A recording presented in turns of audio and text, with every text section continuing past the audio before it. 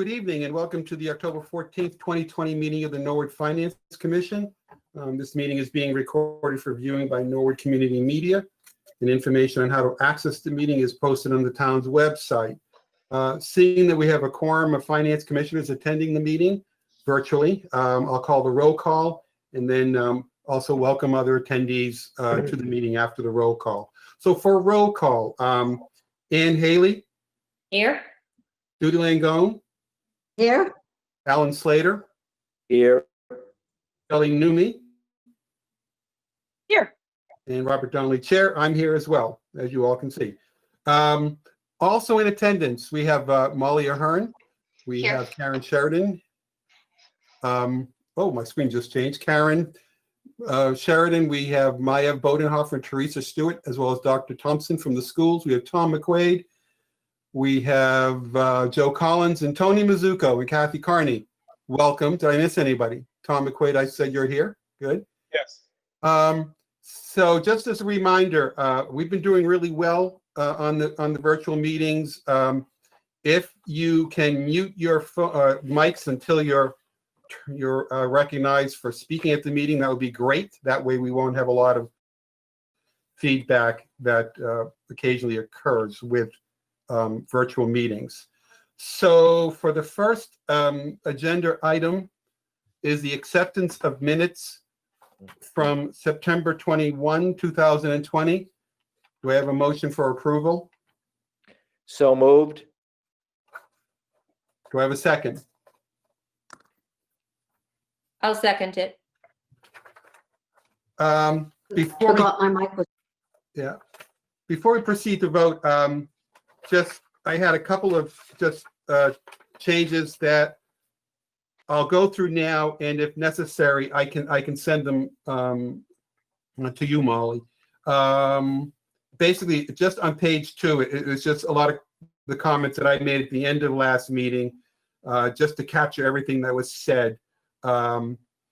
The middle paragraph, the commission discussed key areas of focus. I think the best thing for me to do is just speak to these changes, and I can send them to you, Molly. But we say Mr. Donnelly will remain the Finance Commissioner's liaison. I just want to change liaison to the Capital Outlay Committee to representative, since we actually are representing the FinCom at that meeting. At which time Ms. Langone will become the FinCom representative instead of liaison. Okay. And one correction, Mr. Slater will continue to serve as the chair. Alan, I think I have this right.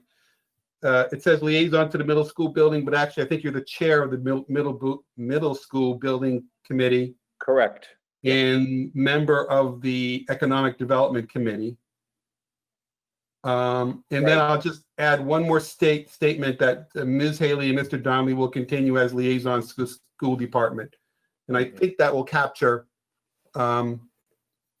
my notes at the end of the meeting, if everyone's okay with that change. Mm-hmm. Fine Okay. with me. All right, so we'll proceed to a vote on the minutes as amended. I'll call the roll. Ann Haley, Yes. Judy Langone, Yes. Alan Slater, Yes. Kelly Newmy, Yes. and the chair votes for approval as well.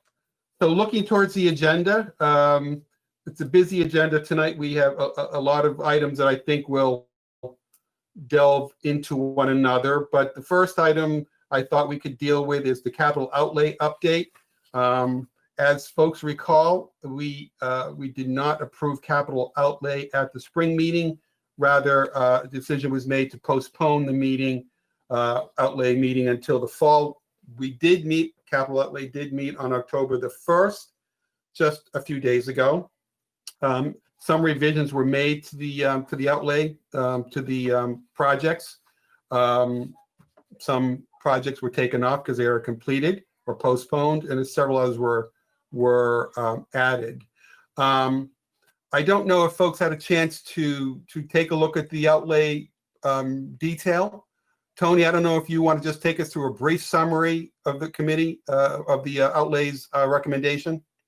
Sure. If you'd like, the core capital plan remains the same that was given to everyone in May. If you'd like what we did with capital outlay, we can go through the changes as sort of a, a summary of what's changed since May. Would that work? That's fine. All right. Molly, could you make me the presenter? Unless Tom has the sheet. I'm guessing which file it is, so I'm trying to pull one up, but I'm slow. It was a, Joe had created a one sheet that just showed the changes.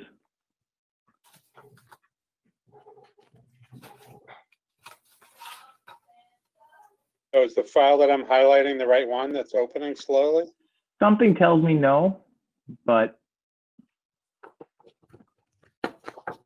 All right, so Molly, why don't you make Tony the presenter? Is this not it?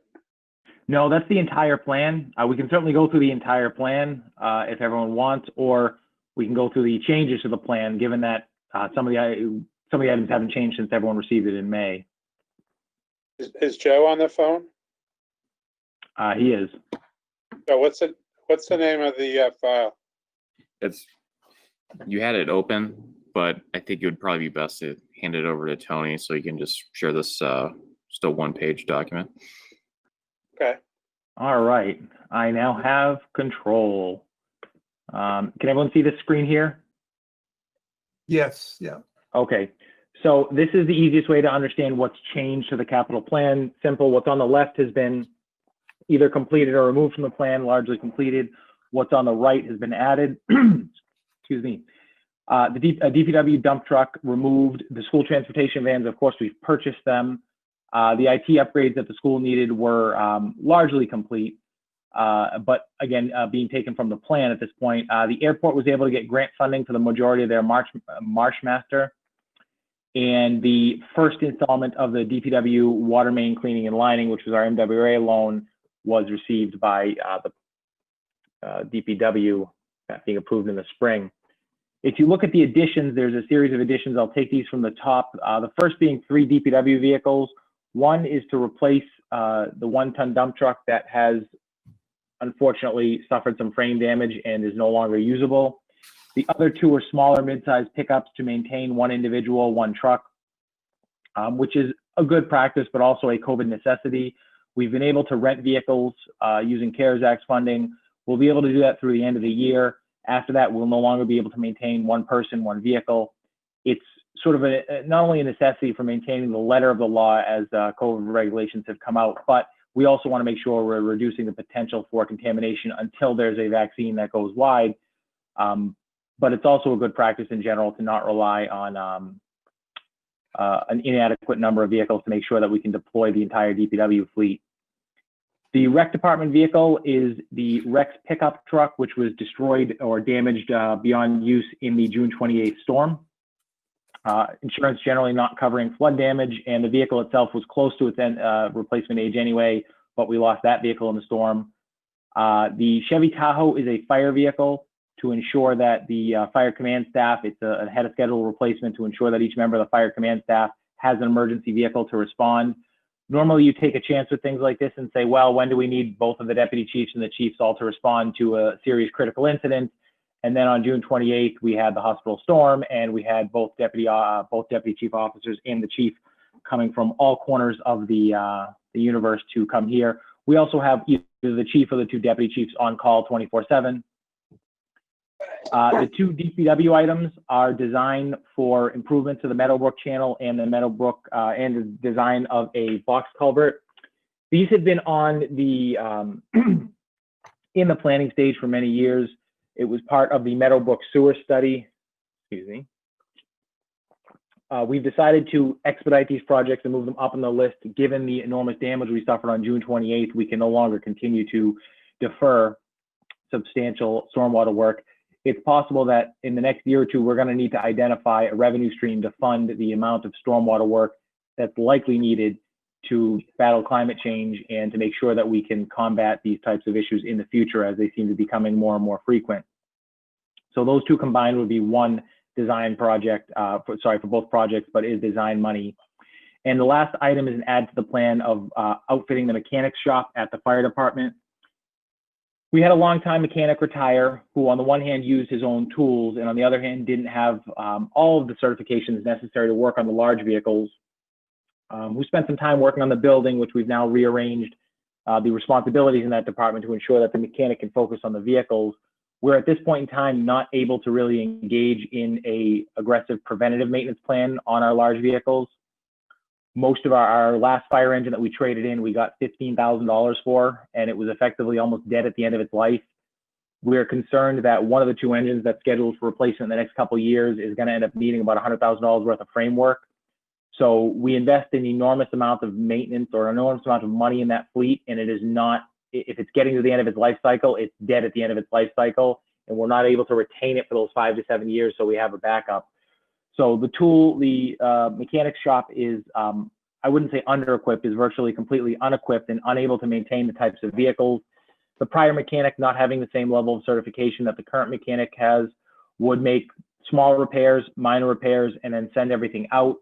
Not only has the cost of that become prohibitive, but the downtime on some smaller repair jobs would be 2 to 3 days. An example is brakes on an ambulance. We would send that out. It's not good to lose the ambulance for 2 or 3 days, even with the hospital here, but without an ER likely on the immediate horizon, we lose brakes on an ambulance, the vehicle is down for 2 to 3 days. We need to be able to handle those things in-house. Some of the basic preventative maintenance that you do on a large $1 million fire engine, we're not actually able to do. So the mechanic did, previously the system worked so that the mechanic did a lot of sort of, maybe replacing a little button here or there or a light, but then would have to send it out. And as a result, fleet maintenance got backed up. And we're trying to move towards a not just preventative maintenance, but making sure we're maintaining our vehicles adequately so that they can actually last their full lifetime and try to reduce that down the road repair cost that we're seeing and to reduce the downtime for these vehicles. So those are the changes to the capital outlay plan since May, and this is the plan as amended that capital outlay approved at their last meeting, I believe, 2 weeks ago.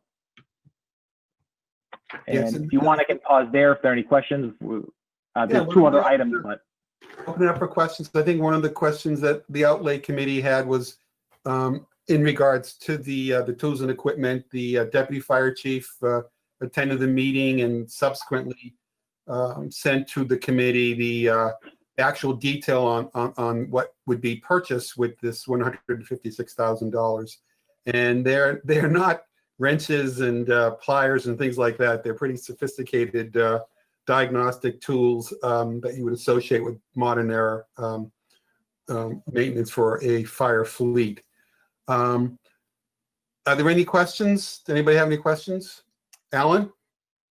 Thank you, Mr. Chairman. Tony, is there a construction cost estimate as well as a schedule for the Meadowbrook work?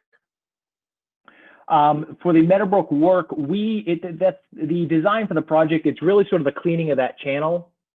So it's really the design of approaching the cleaning and widening of the channel. The box culvert would be the design for the box culvert, which would include a construction cost estimate. We have estimates from the original Meadowbrook study. However, at this point, they're 15-year-old estimates. Outdated. Yeah. Okay. All right. Thank you. Mrs. Haley? On the same thing, we did have design work done back then, the 15 years ago, didn't we? Or yes? So part of the study was to look at what was actually needed to be done. Yeah. And then the next step to actually go and do the design of it is going into, when we talk about, I guess the difference between the levels of design would be, here's looking at your system and here's the type of pipe that you need to do to achieve what you want to do. And then the actual design of that system goes in depth into the conditions of each area where the pipe is, and I analyze the flow. And when you're talking about stormwater flows, even though a core design might last a little while, the water flow ends up, the hydrology changes, and you need to end up getting that updated as well. But it was more, what we spent before was mainly for the study, telling us what we needed to do, and then unfortunately the study got shelved. Can I make one further comment on this whole thing, Bob? Sure. I did watch the Capital Outlay Committee meeting. I thought everything was explained very well. I did have a further discussion started by a discussion about something else with Mr. Ryan. And I have to say that I was kind of doubtful about the mid-size pickup trucks, and Tony made comment about what I had suggested before, which was to have them use their own vehicles. But Mr. Ryan had gone through what they had done to the other trucks in order to utilize the other pickup trucks and allow them to have a couple of people in each truck and stuff. And I do think that they've worked very hard at trying to do as best they could with what they had. So I congratulate Mr. Ryan and Tony and the whole crew about doing that and getting it done as as inexpensively as possible. The other thing, though, that I have another question, and that was the bottom line of this in italics about the IT upgrades for the school department. So if somebody could explain that at some point in time in this discussion, please, I would like that. Thank you. I think sorry, go ahead. Go ahead, Tony. I'd have to double check if that's an additional 160. What we've presented here is the projects in their total budgeted amount, and they're no longer in the plan. That doesn't mean necessarily that entire amount has been expended or utilized. The MWRA loan, for instance, we haven't spent $630,000, but those projects are off the list. Off the list is a bad term. Let me rephrase that. Off the list is a bad terminology for me to use. They're not off the list. They are completed. It's a little bit of a weird, or we've approved them already is probably the best term to use. Approved already. I think Kelly had her hand up, and then I'll go to Judy. Kelly, did you have a question? It was answered, so please feel Okay. free to go to Judy. All right, Judy.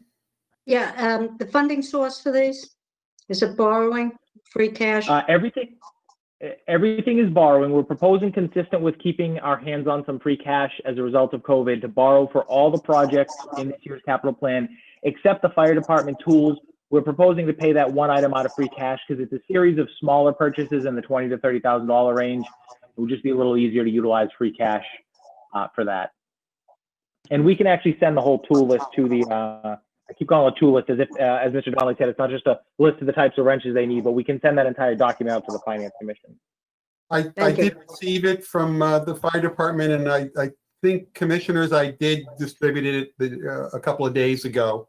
Okay. We have on Judy's question on funding source, do we have a summary of total amount for the capital outlay and the funding sources? We do. We have a couple of different summary sheets. If you want to give me just a moment, I can see exactly what you're looking for. What we can bring up while I'm looking for that is, Tom, do you have the sheet that shows the total debt percentage as a result, or within making sure we're staying within our financial policy guidelines?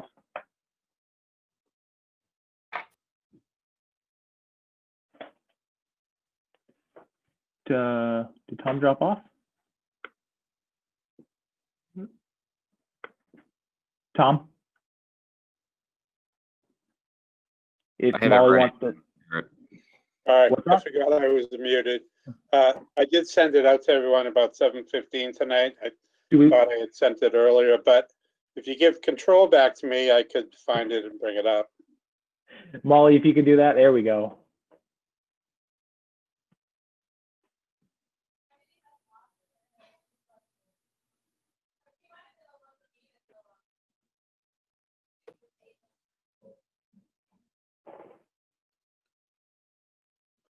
But both independently, both David Hajar and then Ann Haley contacted me and asked pretty much that same question. So for the fiscal 21 budget, we have $6,233,466 of debt service. And if you deduct the high school debt exclusion, we're left with $4,455,320. That's supported by the Proposition 2.5 thing. General government, schools, and shared costs combined are $125,328,384. And then, so that's 3.55% of tax-supported activity. And we're allowed 5% under the policy. So we could theoretically have debt service of $6,266,419 or an additional $1,811,099 of debt service and still be on target with the policy. Of course, that doesn't mean you can afford to pay for another $1,811,099, but it means within the policy you can. I see Kelly has a question. Yeah, my question kind of piggybacks off of what Judy asked. I understand that this is coming out of borrowing, and that's fine. It's important to hold on to free cash, especially during these uncertain times. My question would be, what's the net difference in what we're borrowing today versus what we will be borrowing? Is it an increase? Is it a decrease? What is that?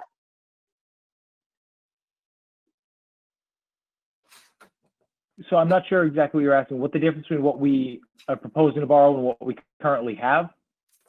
What do we currently spend on debt service a year today versus what we're proposing for this year? Is it going up? Is it staying level? Is it going down? So it's likely going up because we're borrowing more than we normally do. We'd have to get the analysis of what the FY21 and 22 budget is, because remember, everything we borrow this year hits the FY22 budget. So you'd have to look at where you currently have whatever's in your budget for the FY21 debt service. What we choose to borrow today impacts what that FY22 number is and going forward. Tony, would the in the packet that you sent out, the debt service analysis chart might address that particular question, showing you're balancing this debt. You're bringing new debt on, but at the same time your debt is coming off the books too. So it's sort of a moving target. But I think the analysis you've got in there might answer that question. If somebody wants to share my screen, I have that up. Bob, can I say one more thing? Sure. But my concern is in these uncertain times, I'm very, very cautious to be adding additional expenses to our budget that raises what our annual budget will be. So if our debt service is going up, that means we will have more obviously to pay. And that concerns me greatly around the uncertainty around COVID and what our budget is going to look like next year. And that just, it doesn't go for debt service, that goes for everything. Sure. So the difference projected between FY21 and 22, now this number is a total number which includes water and sewer, would go from 19.4 to 19.9, and then it either drops to 16.9 in FY 2023. But again, your debt service projections always show a drop, knowing that's assuming you add no further debt. So 20 to 21 showed an increase, and 20 to 22 shows an even smaller increase, still within our overall allowable amounts. And again, this amount is that we'd be paying in FY22 as we scroll through this. That's the actual payment that we would be making. So if I'm looking at this right, it looks like it goes up $3 million. Yes, but that includes water and sewer. So Okay, those so the don't come top out is- of the. Yeah, The that's top is the non-water and sewer, and the bottom is all in. no. Actually, they're both all in. But again, the total number there, that 19 or that 22 million, I'm not sure why there's a difference between the top and the bottom of the sheet. I'd have to pull up the whole sheet. But there's the total authorizations include everything we've borrowed. And remember that water, sewer, and I actually don't think light's included in here, but they don't count towards the levy limit or have an impact on the net budget. Right.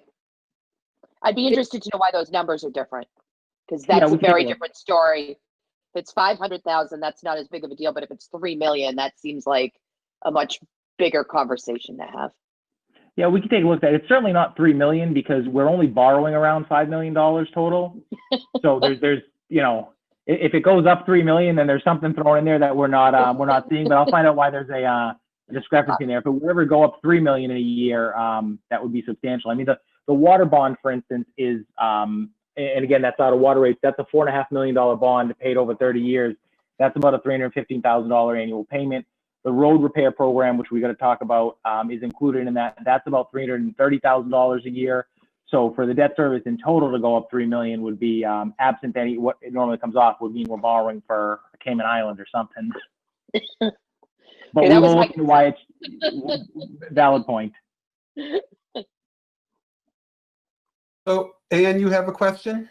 Well, just a comment. I think on one of the sheets that you sent us this afternoon, Tony, that you, down at the bottom, you had a little bit of an explanation about the water, what was coming off and what was going on. And that might help a little bit with Kelly's question. I'm not sure. Do you know the sheet I'm talking about? I don't have it in front of me. I can take a look. We sent out quite a few documents. If you know the title of it. Yeah, I'm sorry, I didn't memorize it. Let me see if I can find it. Let's see, what did it have on it? Not that one.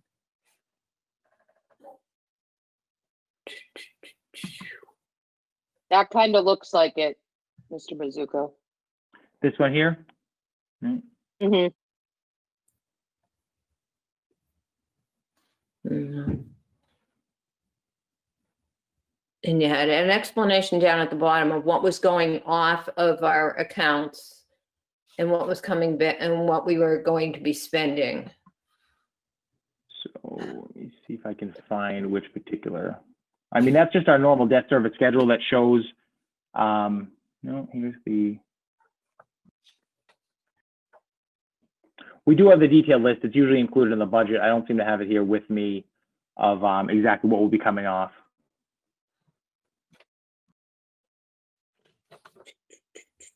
So while we're just searching for the information, it's my understanding that the selectmen have not voted on the outlay yet, have they? No, they voted on the warrant, but they haven't specifically voted to endorse or not endorse capital outlay or really anything on the warrant at this point.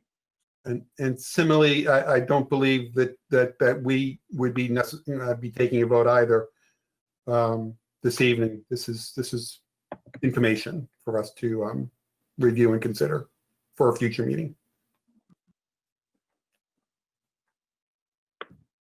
I seem to have everything but the sheet everyone wants. Well, seeing that this is not something that we are voting on tonight, can I suggest that when we take the formal vote, we can revisit that particular question? Kelly, is that okay with you? Absolutely, 100%. No need to delay everything, for sure. All right. So with that, perhaps, Tony, maybe we should just cover off on the infrastructure plan for roads and water, and then we'll move on. Will do. As part of the capital plan, we're discussing a, I guess you would call it an infrastructure improvement plan is the term we're using to start trying to address some of the deferred maintenance on our infrastructure. And there's two components to it. One of them is a series of, I'll leave this up for now in case anyone wants to look at it. One of them is a series of water bonds to attempt to close the gap in our water lining program. Currently, we are looking at 35 or so years to line all of the water lines in town. If anyone would like to see the pictures of a lined versus an unlined water pipe, we can certainly show that, as we often do. The other part of that, probably a wise idea to wait until after you've finished drinking water. So that will be a series. We had started this last year looking at it, and we were trying to look at whether we wanted to do it over 5 years or 7 years. We finally settled on 10 years for a combination of spreading out the potential of the rate impact of the water borrowing, and just to make sure we can reasonably get the amount of work we're projecting to get done in that period of time. 7 would be sort of a nicer sweet spot, but when you combine the 7 years, doing all of this work within 7 years, as well as the amount of road work that we'd like to do, in addition to the normal amount of work, it just might end up being physically too much to handle in a given period of time, and there would be too much construction going on in the community at one given point in time. So we've spread that gap out over 10 years. It will be a $4.5 million bill each year, borrowed in 10 increments. And I'm gonna actually take the, sorry, I almost left the meeting here. I was gonna stop sharing my screen. So it would be 10 separate borrowings, and there's a couple of reasons we're taking that approach, and we're doing it similar with the road bonds. it gives us a chance to get a certain amount of work done each year. And every year that we need to, if we get to the end of the year and we say, all right, we want to continue, the rates are looking good, we're getting the work done, we're seeing the benefit, we have the ability to effectively pause every year. With the MWRA, that's important because sometimes our rates may suffer a shock one way or the other, totally unrelated to what we're doing. Another community or two coming on would be great. That could mean that rates go down. Boston being 30 or 40% of the system could see a drop or a jump one way or the other, and that could impact our rates. Other communities sometimes end up plugging big leaks. They do a lot of work.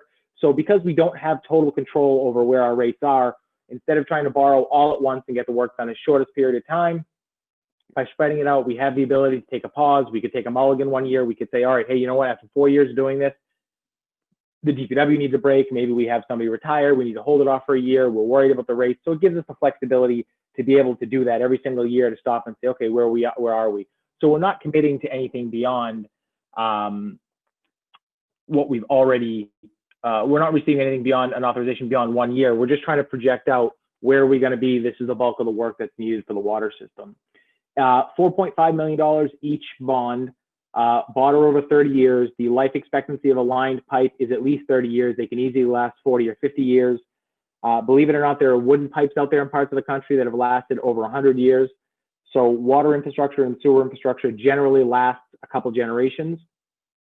And there's the benefit of reducing that tuberculation. So there's a benefit to the look of the water, the smell of the water, the taste of the water. Fire flows improve, which is also important from a public safety standpoint and an insurance standpoint, as well as general pressure to your home. I know that's the one thing everyone seems to really care about. They say, all right, the water's clean, but is my water pressure going to get better? Yes, we're not spending this much money just for everyone's pressure to get better, but it is an added benefit of lining the pipes is that the water pressure does improve. So that's the water project. I'll separately talk about the road project, and then we can answer any questions on both of them. As you know, we've been trying to catch up on the amount of road work we need to get done. Costs continue to escalate. There are communities out there that do better than us with road paving. Braintree spending about twice what we spend, and there are some communities that do worse. But what we're seeing is even with the additional money for the override and some of the general fund allocation that we have, the need to cover some of the bigger streets in town, Washington Street, for instance, which really needs to get done every 10 or 12 years, eats up so much of that money that our ability to get to some of the smaller streets where a good overlay or a good mill and fill could last you 30 years, we're just never able to get to some of them. So what we're projecting, if we do 5 separate road borrowings, one each year for 5 years, $2.5 million a piece, we would, at the end of year 5, in addition to what we have in the budget in Chapter 90, we've got to, we're going to have, I wouldn't say tight budgets necessarily, but we certainly aren't going to have loose budgets in the next couple of years. But we want to try to keep up with the cost of inflation so that way the $1.6 million in road work we're doing is still worth $1.6 million in 5 years and doesn't drop down. If the purchasing power value of that is $1.4 million, $1.3 million, $1.2 million, well, those are roads that we're not getting done. But if we can do the $2.5 million each year over 5 years, and the bond is actually 2.8 to cover the overhead costs, we think in 5 years we'll be caught up. And then if we're at 1.6, maybe up to $2 million of an allocation, we can go ahead and do and maintain that for a long time. Now, these would be 10-year bonds. When we've paid off the bonds, we would look at it again and say, okay, do we need to do any more catch up or are we good? If we ever had the flexibility in the operating budget, once we've done it, we could get up to a certain point where we would never need to borrow for road bonds again. Common in other parts of the country, in New England, usually just for large projects or catch-up projects. It would never make sense to perpetually be borrowing. The way we do that with the MWRA because we get a zero interest loan, of course. But the idea is let's try to get caught up and get us a place to where we're set. And again, some of those, I would call them rural roads. We don't really have rural roads in town, but some of the subdivisions in town, they're not heavily trafficked streets where the roads are hitting 30 or 40 years old since they've been done. They need to get done. It's tough to get them in the list to get them done, but there's also a benefit of when you do them, you generally don't have to do them for 30 or 40 years again. Whereas Washington Street, really you're going to get 10 years out of a good job on Washington Street. Now, the same thing is with the water bond. By looking at what we need to get done and projecting it out the time and balancing out the payments and the costs, but also doing it in 5 separate segments, gives us the opportunity every year to take a pause if we need to. I don't think it'll ever happen, but maybe our Chapter 90 numbers will go up and the state will be generous and we'll get a whole lot more money in Chapter 90 and we can say, gee, with a little bit of money from the budget, we can get there. I'm never confident that'll happen. You never know, there might be additional revenue streams that end up opening up. The state's always looking at different items. One of those might end up being for road work or infrastructure work, where we could say, hey, you know what, after 2 years of doing this, we no longer need to continue because we can take a pause, or we've got some other dedicated revenue stream to work at for road, or I suppose water or sewer. And I'll pause there for any questions.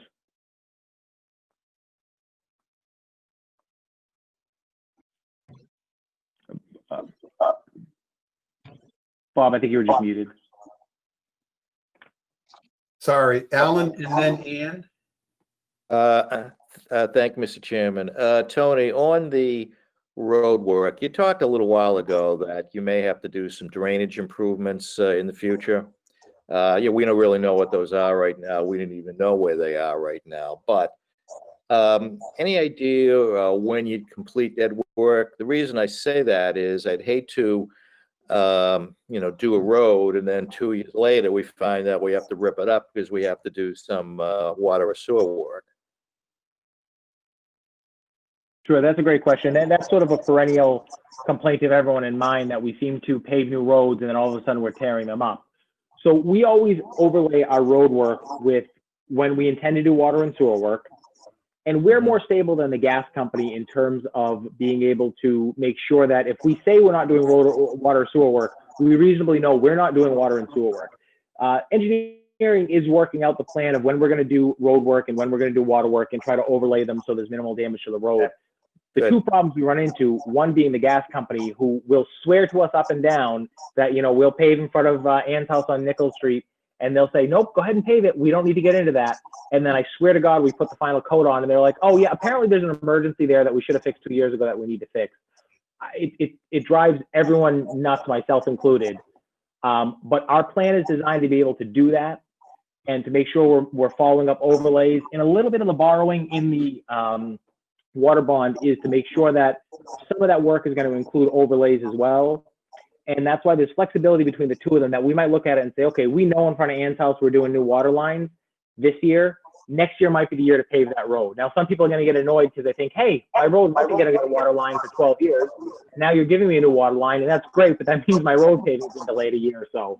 But that's to make sure we're getting as much work done as we can. By starting the construction season earlier, which is for water in particular, the benefit to us is we won't have water lines running across people's driveways when it snows, which might happen this season here or there. But being able to start the construction season earlier lets us try to minimize the actual damage on the road. And even if we did have a reasonably new coat and we had to get in there and line a pipe, we can reasonably do that without as much damage or without having the same impact on the road.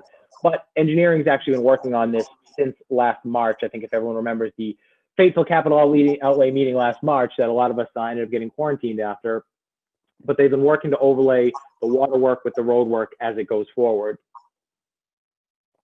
Okay, because I mean, I used to be in the business for a lot of years, and I used to see the problems that would happen, you know, when there wasn't a coordination between, you know, different parts of the project. You know, the fact that it's all being done by DPW and the engineering department, you know, it should mean that things, as well as we can predict, because, you know, there are always unknowns in this business, but as well as we can predict, I mean, it should be done, you know, the right way, and we don't wind up, you know, chewing up a road a year and a half after we, you know, did it to put in the new water line. So.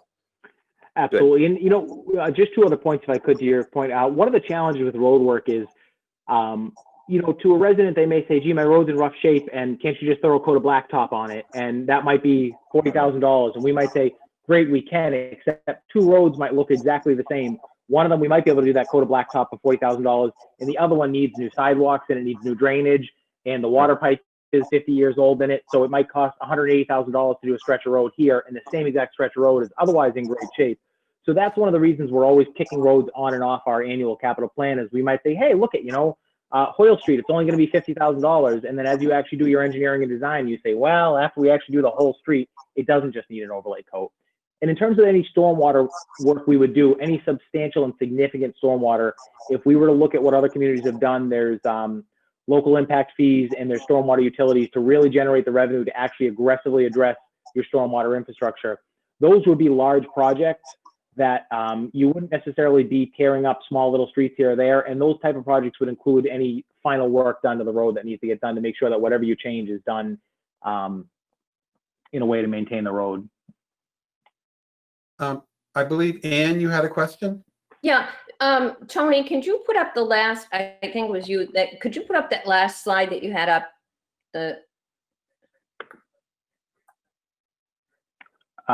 If somebody wants to share the screen or make me the screen person again. Oh, wait a minute, I think I still have, sorry about that. This one? Why am I not seeing it? Yes, that one. Okay. Okay. Hold on a minute and I'll make it a little bigger so I can see it and talk to you about some things here. Down Yep. at the bottom with your, I think it says key findings. I still need to make it bigger, sorry. Yeah. You had on the right-hand side, 1, 2, yeah, that's better. On the right-hand, 1, 2, 3, 4, the fifth one down, several MWRA loans will be finalized during this time period. Are those the interest-free loans that are being finalized during that time frame? They are. We do one of those every year, and we've been doing one long enough that every year now one comes off and one goes on. So Right. the amount we're able to borrow increases a little bit, but you're basically taking maybe $50,000 of debt service off and putting on $58,000 worth of debt service onto the water service. Okay, so is the debt that's going to go on, is that going to be the debt that we're encumbering during this capital outlay request? So we always are going to do the MWRA loan because it's low, it's zero interest. We're Right. projecting to do the amount of work needed over the 10-year period, and we're assuming that the MWRA bond is not included in that. It may ultimately be included in that, or it will be as long as we can do it. There may be additional costs or additional water projects that we need to do with the MWRA, so we intentionally didn't want to factor that into the assumption of what we're going to need to borrow and the work we're going to need to be able to do.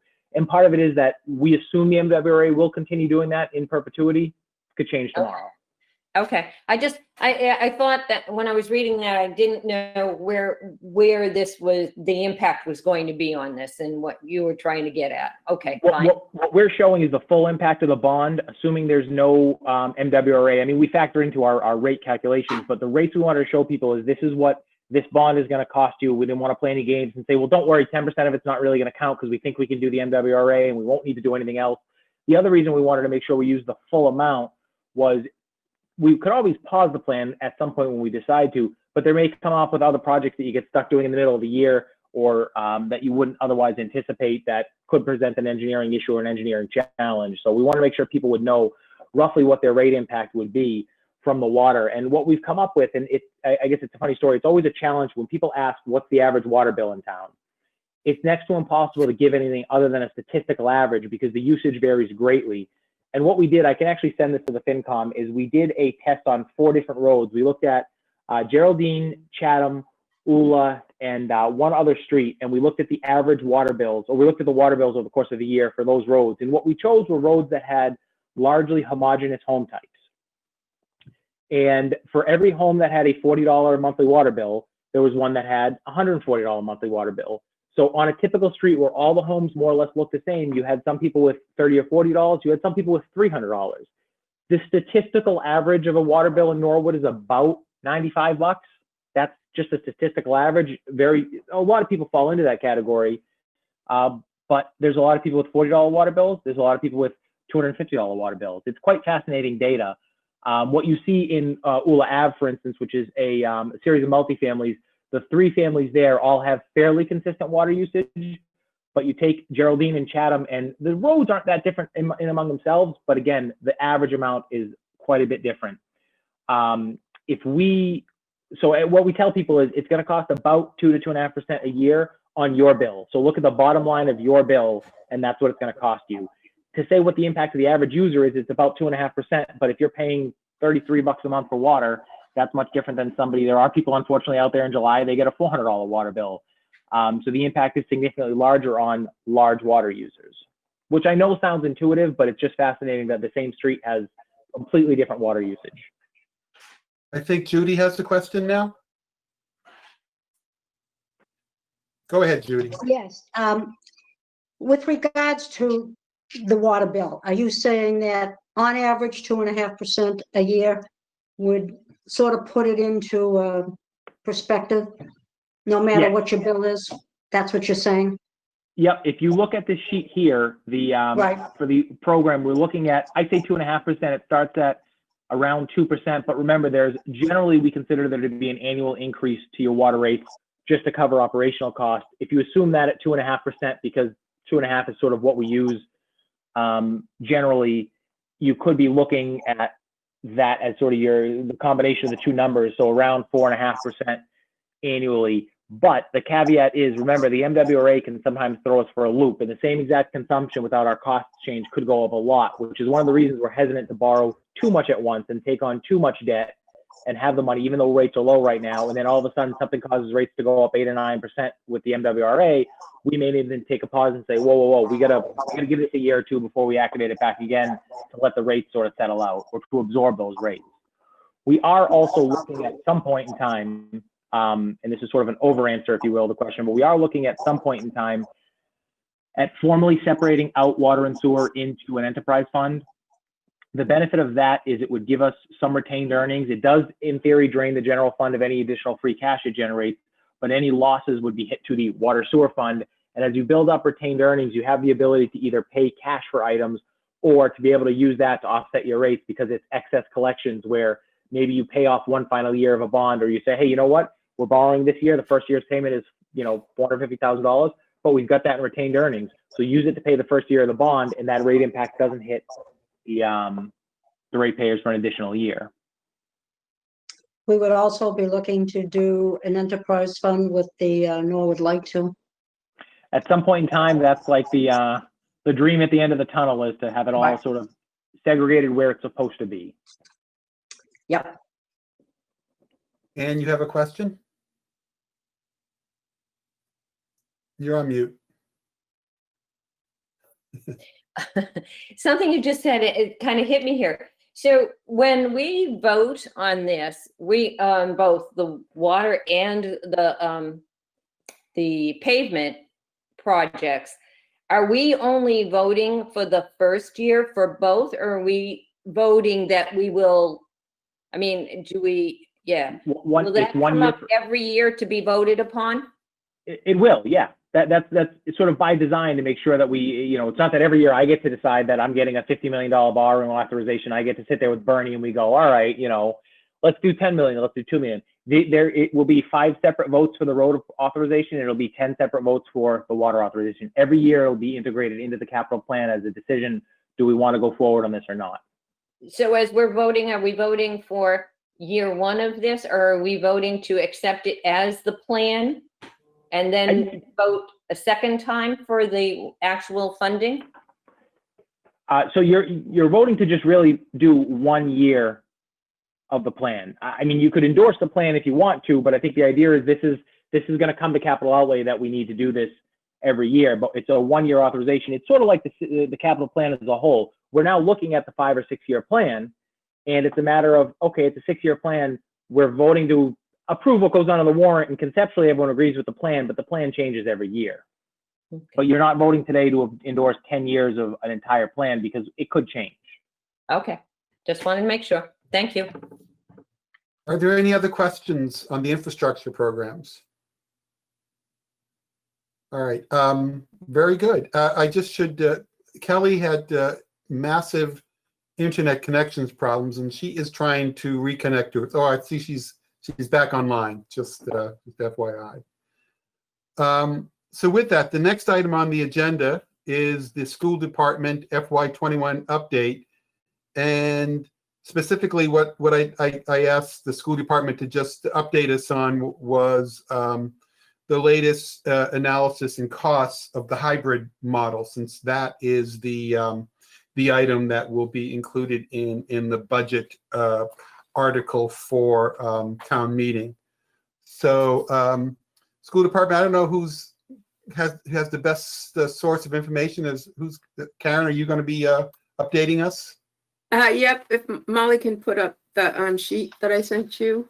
Tom, can I make you the presenter to bring that up? While she's putting that on, I can update you that the last time that we spoke, there was a few grants that had not been approved yet by the Department of Ed, but as of right now, all of the grants that we have applied for have been approved and they're being expended. So at the next school committee meeting, which is next week, I should have an update on where we are in the spending of those grants. So I can update you at a later time on that. I'll also be doing an update on the revolving funds, including the Medicaid reimbursement. The additional cost for the hybrid, the last time we spoke, the amount that we indicated was, we thought we would be over budget on it, was $233.93. It's still a work in progress here, but as of right now, we're up to about $381,158. The majority of the positions have been, they have filled the majority of the positions. Right now, we have one instructional tech specialist that has not been filled and one special education teacher. Some of those positions were hired over the estimate. The one example is this instructional tech specialist was one of our own employees that transferred over to that. So that was a little bit higher than we had anticipated. And there was also on the elementary teachers, we had estimated at bachelor's, but we did have 8 that were hired at the bachelor one as long-term substitutes, and 9 were hired at the master's one as long-term substitutes. So that was a little bit higher on that one as well. What else I'm going to say? The assistant director of pupil services was a little bit lower, as it was that salary was higher. However, it was prorated, so it ended up being a little bit of a cost savings there. So the total of the updated anticipated costs for all of those would be $1,491,26. So that is the update right now. I am in the process of doing an analysis with the budget to actual for all of our staff members. It's kind of been a little bit of a puzzle right now because we've had a frantic amount of hiring and there's been a lot of movement of people to fill the needs. For example, they need somebody over in one elementary school. We got a place over here. We got to move them over to there.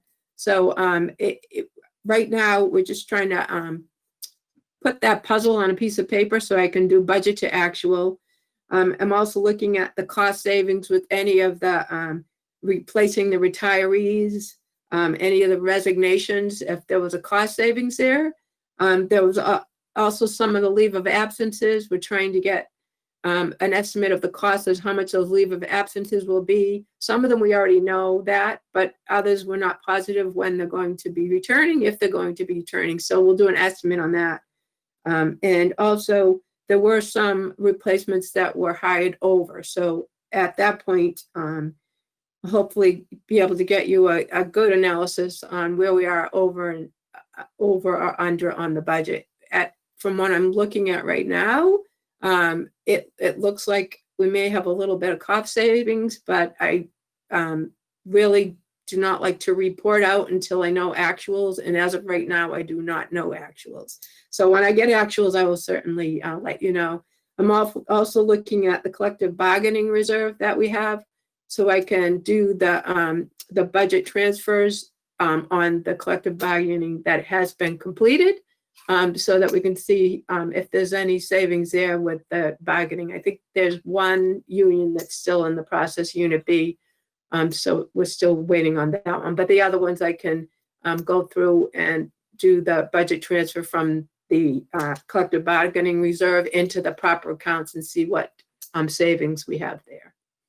So that's where I am right now. Again, still a work in process and get closer every day. But right now, we're just not there with total actual on the savings or additions.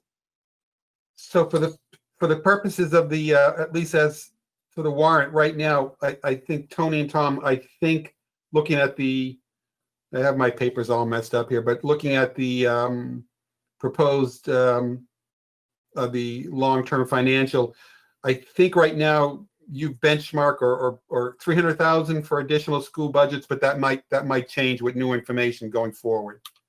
Well, right now I have it as 381, 158. Okay.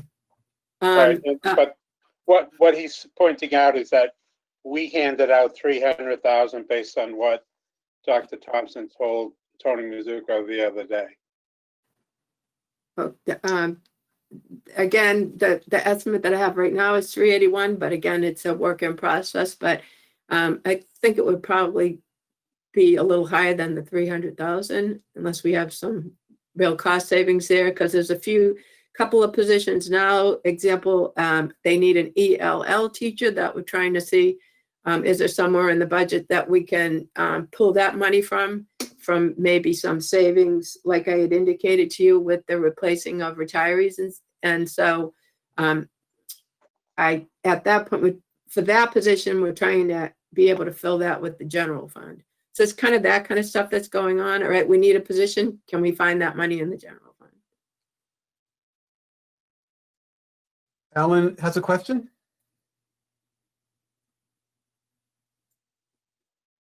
I do. Thank you. I mean, for the purpose of the argument, let's assume it's 381,000 that we're talking about. I guess what my question is that we already have $300,000 within the existing school committee budget, school department budget for the Student Opportunity Act, which unless I hear otherwise, I'm assuming isn't going forward. So I guess my question is, can we use that money to offset a portion of the $381,000, or do we have to appropriate a new $381,000 in town meeting?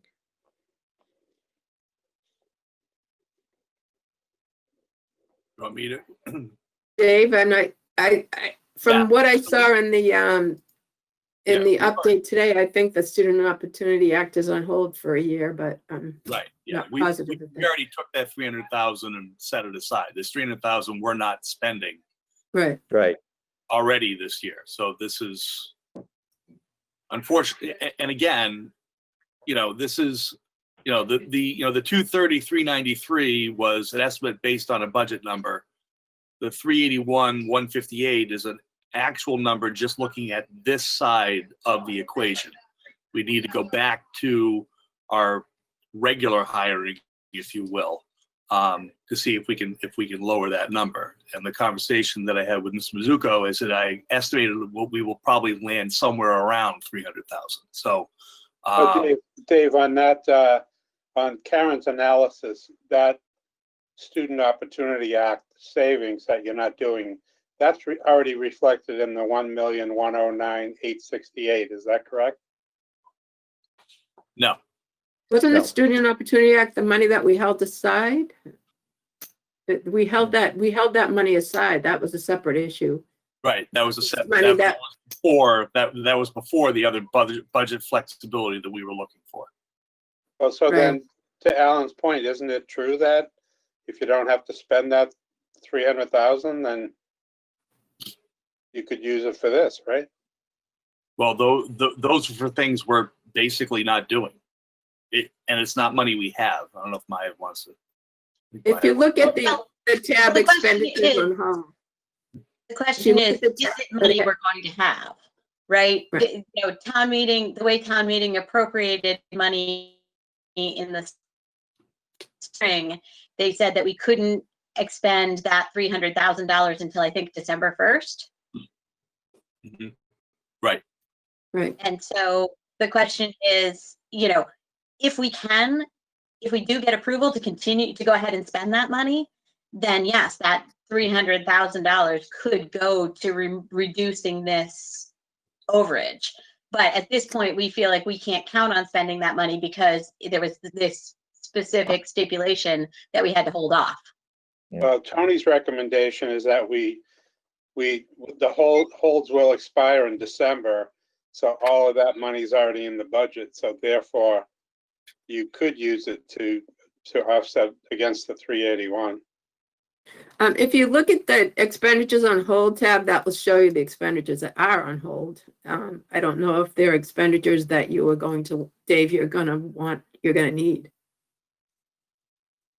No, those are already things that we have already put on hold and reallocated. Those are savings that we're not planning on using this year. Okay. I just wanted to make sure that you saw what it was. Yep. I'm looking at it. Yeah. So, it's again, we're obviously not coming in and asking for the entire 1.5 million. We're trying to find savings in our budget, and we still have work to do with that. I think it's important that people realize that, we've basically been in a position where we're doing 4 years of hiring in about 2.5 months. And we are, we're not built to do that. We didn't hire a whole extra people to do this extra work. So there are some backlogs and things we're trying to work through. So that's kind of where we are. And, I do expect that we'll be able to bring that 381 south from where it sits right now, but we don't know what that number is right now. I see Alan has a question or comment. No, it's just that, when listening to the discussion, the point is, not that the school department won't get what they need. I think we all agree on that. My only point is if we already have money in the budget for that, not for that, but additional money that wasn't spent from another purpose, then why do we have to appropriate more money at town meeting? If we have to modify the previous approval of that money at town meeting, we certainly can do so. The only question is, do we have to appropriate another $300,000 at town meeting, or is the money already in the budget that could be used for that purpose? So that's my only point. Tony. Thank you, Mr. Chairman. My recommendation would be, and I'm sorry I joined a little late, I had to step off for a moment, that we go ahead and whether that number settles in at 300 or 380,000, that we go ahead and appropriate it for two reasons. Remember that there's no pandemic playbook. There's no idea of exactly how you run a hybrid model. Government at all levels is guessing. We don't know what a vaccine rollout is going to look like. And I just think being cautious, I know sometimes folks say, well, don't spend the money and be cautious. My response would be make sure you have the resources, because we don't know what's going to change down the road. Most of our CARES Act money likely expires at the end of December.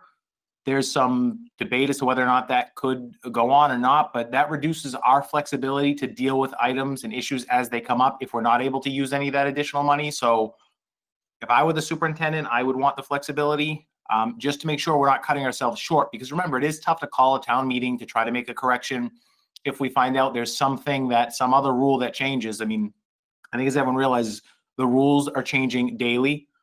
And just like the schools, the general government's the same thing. We're getting hit with new regulations that nobody ever talked about. And all of a sudden, it's some new department now has some additional responsibility. And we've been lucky that we've had CARES Act funding to cover, this piece of equipment or this cost here, or we need some temp staff over here, over there. But I would just be cautious that flexibility into the first of the calendar year is going to be important. We think most of our COVID-related expenses as it relates to the emergency are going to be covered by the CARES Act. We might need to round that up with a few $100,000 in the spring, because we just don't know. We haven't done these things. We haven't gone from a hybrid model to a remote model. Or a hybrid model to an all remote model. We haven't gone from a hybrid model to an in-person model. What if that's a possibility in February? What does that cost? No idea. Hasn't really ever been done before. So I would caution that given the pandemic, this is a time to make sure we maintain maximum flexibility in our operations. So, and just before you call on you, just from a process standpoint, looking forward down the line to a FinCom vote on the article, what would the timing be for such a vote? And I'm asked that question because I just want to see if that gives us, some time to determine whether, the 300 or the 381 is more appropriate. I take your point, Tony, but just process-wise, when do we need to make that determination? When do we need to meet again? I guess the question is to vote on the articles. In theory, the article is on the warrant, right? The selectmen have placed on the warrant how much money we need to offset the budget. It's really in the motion where you'll finalize that amount. We'll all agree on an amount, but that motion could change. I mean, I don't think it's going to happen, but what if there's a stimulus package announced in a week and we find that we're getting $10 million in aid? Well, then everything would change. So I don't want to say in theory you have up to the night of town meeting, because I don't want everyone to get in the habit of just saying, well, we can wait until town meeting to decide everything. But if you're looking at a delta of $100,000, on the one hand, I would say be more cautious and just go with the number you need, because the money's not going to get unspent, or the money's not going to get lost. And remember, the model with the hybrid model is to put all of that money into one appropriation line, spend out of it as needed for the programs. So if it's $380,000 and we find out it's not needed at the end of the year, that would just close to free cash anyway. Ann had a question? Well, I had a question and a statement. We, as a finance commission, need to know at least a week before so that we can get our pink sheets out to the folks of town meeting. So we need at least a week in advance to let them know what we're thinking and what we're voting on. That was, I think, the answer to your question. So the $300,000 that is going to roll over and become available to the schools for December 31st, correct? The first, maybe? I'm not quite sure. December 1st. Oh, it's November 1st. I'm sorry, December 1st. So there's $300,000 in that bucket that had actually come from what you were going to spend for the Student of Opportunities Act, right? Right. That's right. Okay.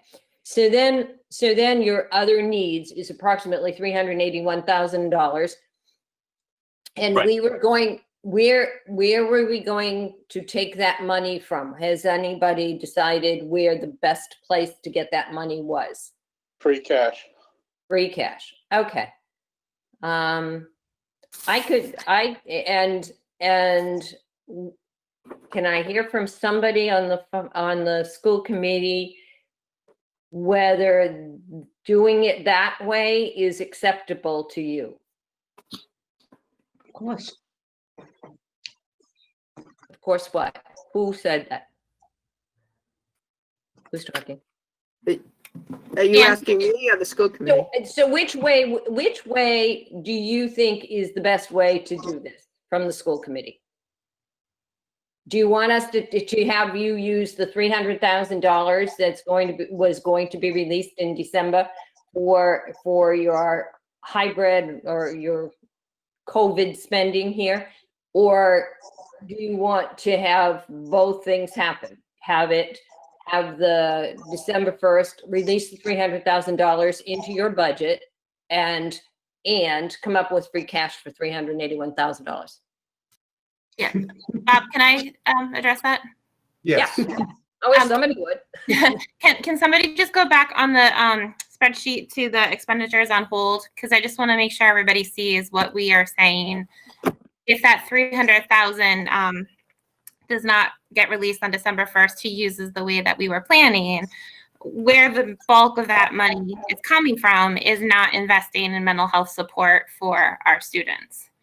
So to answer the question, Ann, that you're asking, if I personally was answering this, I don't know what the rest of the school committee would say, but I personally am very concerned, even before the pandemic, but especially during the pandemic, about the mental health and well-being of our students and their needs. So ideally, I would say investing in the mental health support of our students is a wise investment, but that's just my personal opinion. Okay. So that is where the $300,000 would go as far as your budget was concerned when you passed your budget back then? Yes. Yeah. Yeah, I think there's probably some flexibility now because of grant money where maybe like if you're looking at the the 232 for the mental health consultant and then additional 57,000 for a crisis interventionist, based on some grant money and some other things that we are hopefully going to do. I don't know if we would need that full, like what is it, almost 280. But the majority of the 300,000 that we put on hold until December 1st really was by not investing in mental health support of our students. I think there was, correct me if I'm wrong, Dave, but wasn't there about $70,000 in the grant that we used for that? Yep. Yes. We lowered it to, we put 70 in a grant, so it went from the 232 to 70 as of right now. Right. Okay. Could I say something? Could I ask a question? Yes, Judy. I thought I heard a little while ago, and maybe I misunderstood, the 300,000 we're holding was to be allocated to the, what is it, the Student Opportunity Act? Mhm. No? Yeah, that's where that money was supposed to come from the state. We were supposed to get 600,000 from the state. Right. 300,000 out, and we're not going to get that money from the state. And that's the 300,000 we're talking about. Yes, part of the Student Opportunities Act is the 300,000 that we're not getting. Yes. Okay, and to follow through, if you are able to use that, and I think this is what Teresa's saying, you would like to use it for mental health consultant and all that sort of stuff that's on the screen now. Correct. Yeah, the late bus you could probably do without, but that, Well, at least, yeah, I don't know when we'll be doing after school in-person activities at the middle school, so that, right. you know.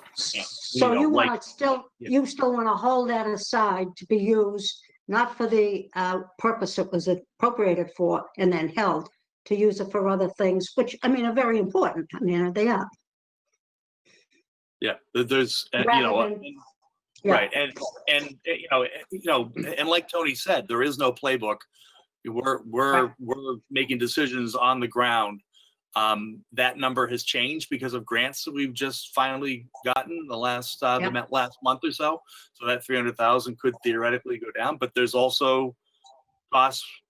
You know, we don't know what they're going to be, and you know, this would have been a lot easier. This whole conversation might have been mute if the federal government had passed the HEROES Act or the next stimulus, or whatever the heck you want to call it, back over the summer. We would not be sitting here struggling with these decisions. But you know, we don't know whether we'll get any other funding for all the extra cleaning supplies and things we have to do. The overtime we're needing from our custodians to keep our buildings, you know, clean and safe. So there's all these unknowns out there. You know, and if we get too close to the bone, don't have any wiggle room, we're going to be in a problem situation. So if we, There's another area that I think is something that you're really going to need the money for, and that's technology. I mean, technology, not only the technology and the devices and things like that, but the man hours that is taking to handle all these technology needs are much larger than you had before. The man hour in other areas too, but technology is just crazy. so if more money comes down the pike, which may happen, may not happen, that money then would be put aside and go into free cash because we allocated this for you now up front in case you need it? Yeah, theoretically, sure. But it also depends on how they write the grant. Like, you know, I'm gonna flip over to, because I can't remember the name of the grant, but the ESSER grant? ESSER grant? No, the CVRF. grant, which we got the end of the summer for 781,000 from the state. We couldn't use any of that for personnel because it all expires by the 31st on the 31st of December. So it depends on how these grants come across. I mean, that was, I mean, it was helpful, but we had to do all sorts of backflips and you know, yoga poses to try to free money up to do other things in it. You know, so you know, it kind of depends on how these crazy spending things come through. And we had our Secretary of Education make all sorts of claims about money going to private schools, and then that was struck down in the courts. So it's been quite a joyride, this whole process. So, but you know, like I said from the get-go, we are not done finalizing those numbers. I'm hoping to get as close to that 300,000 that I estimated a few weeks ago with Mr. Mizuko, and we're still working on it. So our town meeting is November 12th, correct? Yes, We ma'am. need to get the document out to town meeting 1 week ahead of time. So we're going to have a meeting at some point before that to make the final decisions here. I think that's one of the things Bob had mentioned, what's the timeline here to meet. I don't disagree at all with you. We've got to have that flexibility. I just want whoever is watching this program, and we're not live tonight, to realize that this gymnastics go on. And a joyride, it's not a joy, it's a ride. I think this discussion is very healthy, and I think people will understand what the pros and cons are here. Okay, that's all I have to say. So I guess the suggestion that I would have is, we are getting close to the November special town meeting, but we certainly will have opportunity to have another meeting well in advance of a meeting before we get the pink sheets out. To the school committee, I guess you've got some information that you want to continue to work on and discuss in your various committees, and perhaps we'll schedule a meeting within the next probably within the next 10 days to 2 weeks, and we'll hopefully finalize the number. I guess the mission is just to define what the number is that we need to put on the motion. All right. And the other question I had was, I think the other part of the school number is, I think Tony and Tom, you have it on the analysis as well, in terms of shared costs, and those seem to be pretty consistent with the last estimate. You feel comfortable that those estimates are pretty spot on? We do. So that's based on really the total number of bodies, and I think Tom's going to look to bring that up if he has control of the screen. So I see what the actual amount is. It's about $350,000 or $400,000 is what we calculated for the overhead needed for benefits costs, but that's almost irrelevant to whatever number the school budget's able to come up with, because it's based on the total number of bodies. Originally, when we were looking at, it's $1.4 million, that additional cost was around that $350,000. If it gets down to $200,000, it's still around that, because it's based on the number of health insurance packages that are needed, and then the Medicare cost based on payroll. So it's just making sure we're accounting for, it's a little too big of a hit to be able to take in the health insurance budget and some of the other budgets. But that number will remain the same whether or not the final school number goes up or down by $100,000. Are there any other questions on the school related update? Okay. All right. The next item, actually, we've kind of gone down the path of discussing this already, but special town, I think the next 3 agenda items, actually next several, the town meeting articles, the article that we had proposed earlier for the pause spending, the financial strategy for FY21, and the long-term financial forecast. The long-term financial forecast and the financial strategies, sort of, all these 3 items sort of blend into one another. So in terms of the articles, in terms of is there, I'm thinking at this point that maybe we ought to have a discussion broadly on strategy and our long-term financial forecast, given the information that Tony sent us on the plan itself. Does that make sense for us to look at that forecast as it's, or what is the committee's wish to deal with first? I think it's a good idea, but back to the town meeting. I mean, just for the public that will be, listening to this, Tony, town meeting 2, you have 2 articles on town meeting 1, right? 2. Correct. 2. And just I looked at this tonight and we got 25 articles. That's a lot of articles for a special. And some of these look like we need some explanation as I flip through them, and whether we should be doing these now or later. So that's just comments from me and information. I don't know if you others have thought about, it's going to be a long town meeting. I mean, if the commission wants, you can certainly have your whatever discussion you would want to have on strategy or on sort of the proposal to balance the budget for FY21. If you want to go through the list here that everyone has of the articles, we can go through it very quickly, and you can pause if you have any questions on the ones as they relate to expenditures. I'll go through them all quickly, but I would assume the Finance Commission doesn't want to get into discussion on zoning articles, but just to explain what they are in brief, we can do that as long as we limit Well- discussion to financial items. Bob, did you have a thought on that? No, I mean, I thought, just wanted to bring forth that there are 25 articles and some of them aren't just clear cut. right. I thought perhaps we should just focus the discussion on the second town meeting, which is the Articles 2 and 3, which will be the budget articles. Looks like the first town meeting, we don't have a lot of financial articles to deal with. No, I did have one question. We have the fire department equipment on the first town meeting for 156,000. Wasn't that part of the capital outlay? It was. We typically separate capital into borrowing and free cash, and for some reason, Okay. it on the first warrant. Part of it, not that we necessarily need to do capital outlay on the second meeting, which due to our system, we will do the second meeting first. But the reason we broke it up was to just be able to get the tax rate set.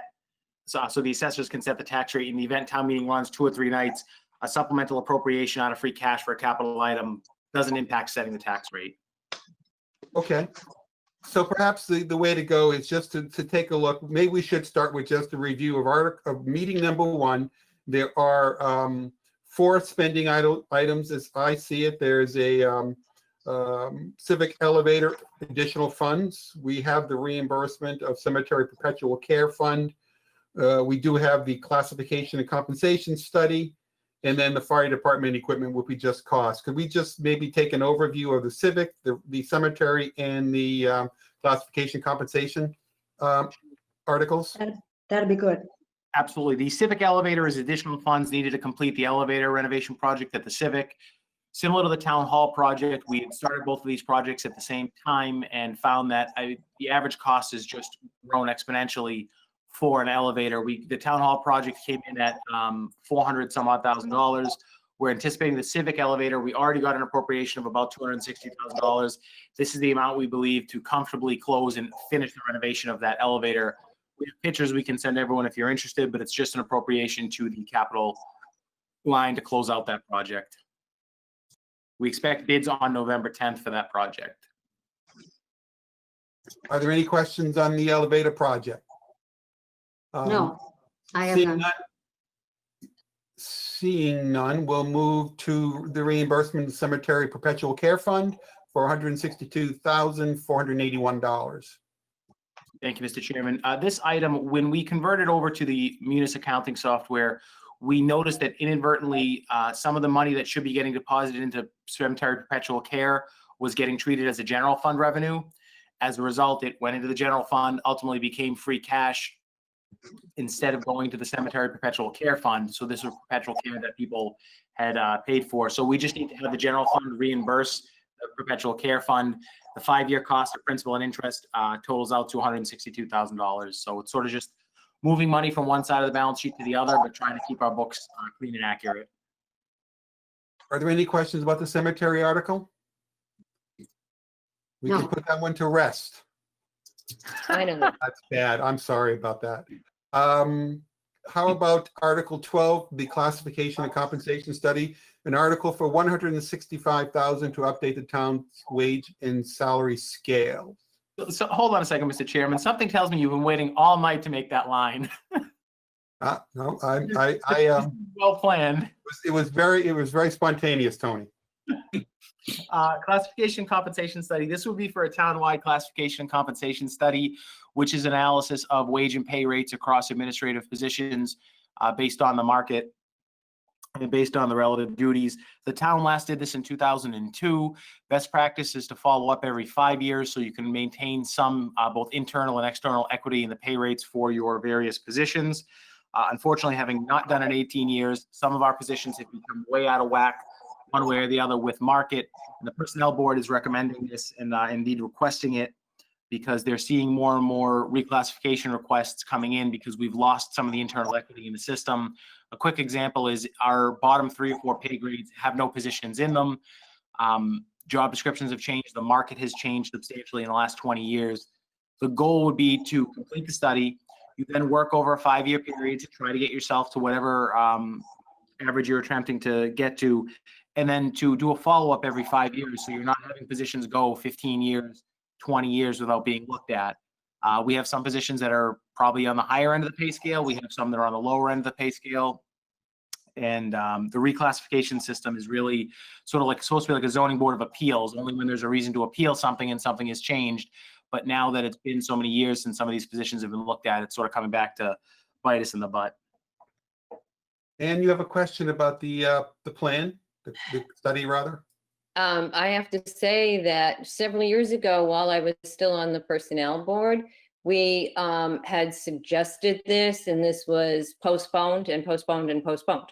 I believe we brought it up 3 different times trying to get it on a warrant. So after this number of years, how many years have I been back on the FinCom? 4 years now, and probably another 3 or 4 years before that we had already been requesting this. And so I think it's a good move, and something that we should not somehow or other, we need to figure out a way to keep up with this information so that we don't have to do these classification studies, just sort of, do a snapshot, I guess, every, 4 or 5 years, and then do a full blown one again in another 4 or 5 years. But it does need to be redone. Thank you. Yes. Yes. Best practice. Best practice every 5 years. Yeah, best practice is every 5 years. That way you're not needing to completely redo the system. You're just adjusting based on your system. And what happens is the system you use to grade eventually becomes old. The last company I worked in, it was, ability to type on a typewriter. And then what happens is these systems where you're grading positions no longer work as well. And I certainly appreciate that Vice Chair Haley has tried several times to get this done. The saying in Norwood, 4 times the charm. Yeah, I would also add, I was on the first personnel board at the implementation of the last study. And certainly we would have hoped at that time that we, that we would have been able to do a more timely classification and compensation study more effectively than 18 years later. So this certainly, from my experience on the personnel board, makes sense as well, particularly if, as you say, from the personnel board, if they're beginning to see an uptick in the number of requests there are for reclassification. Sometimes that is a sign that the plan itself needs to have a general update. Are there any other questions on the classification study? Yeah, I do. It's not so much a classification, but it's 165,000. Is that considered an estimate, or does it go out to bid, or how does that mechanics work? It does go out to bid. Most towns our size and our complexity are finding the cost ranging from $130,000 to $150,000, $160,000. So we feel comfortable that 165 gives us enough. As you know, my process is always to make sure I'm asking for as much as I think we need, no more than we need, but then not have to come back and say, geez, it's just $60,000, and then oops, it's really 160. So we feel very confident in that $165,000 number. You do have to go out to bid and get proposals. Okay. Let's say if no other comments or questions. Ann, I see you have another. I'm sorry. Can I go back to the Civic Elevator? Is that allowed? Yeah. Okay. Every once in a while, what's the name of the board? BBC Permanent Building.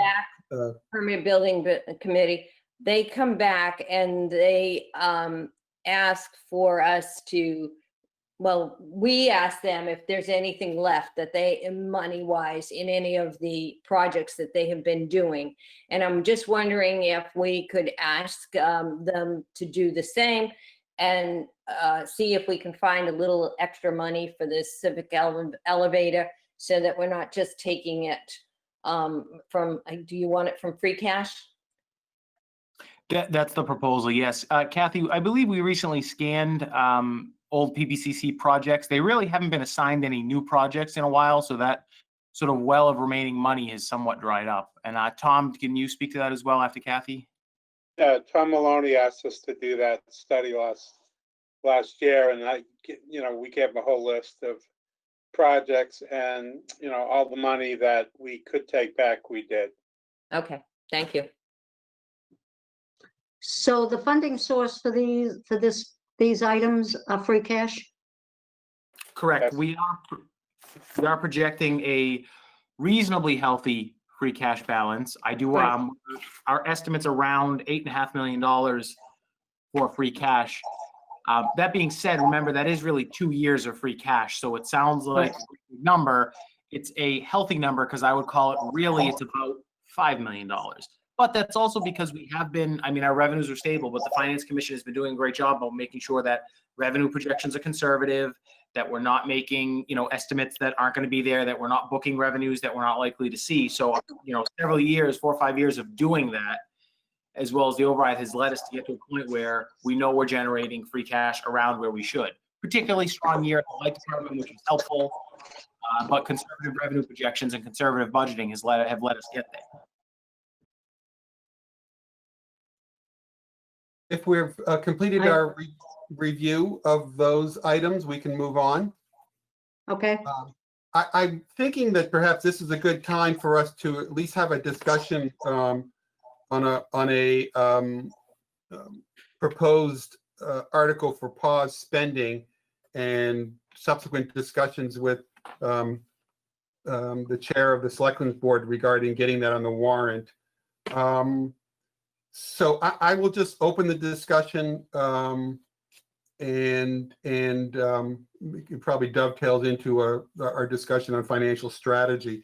So subsequent to our last meeting, there were some discussion regarding do we have a need perhaps to continue the pauses on approximately $1.6 million of FY21 spending on 3 items, well, 4 items if you include the SOA Act from the schools, the pension catch-up, the contribution to this year's contribution to the stabilization fund, as well as the contribution to the override stabilization fund.